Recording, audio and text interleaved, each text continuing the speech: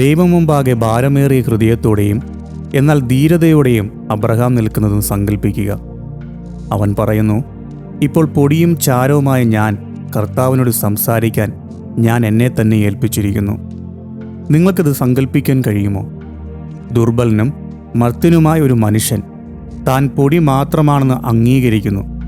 എന്നാൽ ആകാശത്തിൻ്റെയും ഭൂമിയുടെയും സർവശക്തനായ സൃഷ്ടാവിനോട് തൻ്റെ ശബ്ദമുയർത്താൻ ധൈര്യപ്പെടുന്നു.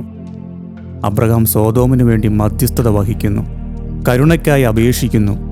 ഈ നിമിഷത്തിൽ നാം ഒരു അഗാധമായ രഹസ്യം കാണുന്നു.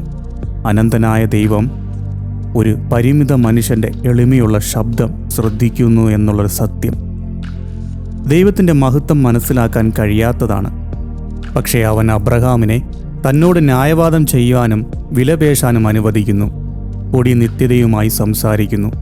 നിങ്ങളൊന്ന് ചിന്തിച്ചു നോക്കിയേ, പൊടി നിത്യതയുമായി സംസാരിക്കുന്നു.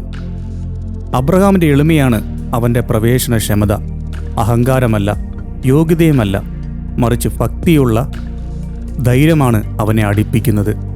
ഈ വാക്യത്തിൽ മറഞ്ഞിരിക്കുന്ന ഏറ്റവും വലിയ സത്യം ഇതാണ്: ദൈവത്തിൻ്റെ ദൃഷ്ടിയിൽ താഴ്മയുള്ളവനെ ആരെയും ദൈവം ഉയർത്തും.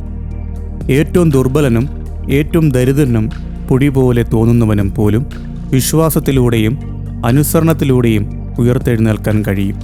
കാരണം അബ്രഹാമിനെ ശ്രദ്ധിക്കുന്ന ദൈവം സ്വർഗത്തെ തന്നെ കരുണയിലേക്ക് വളയ്ക്കുന്നു.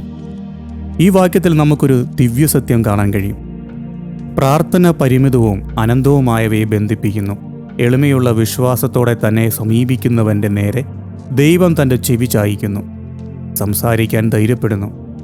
എന്നാൽ തൻ്റെ കരുണയിൽ പൂർണ്ണമായി ആശ്രയിക്കുന്നു. എളിമയുള്ളവർ ഉയർത്തപ്പെടുമെന്ന് വാഗ്ദാനം ചെയ്യുന്നു. ഒന്നും കൂടെ ഞാൻ പറഞ്ഞാൽ, താഴ്മയുള്ളവനെ ദൈവം കടാക്ഷിക്കുന്നു.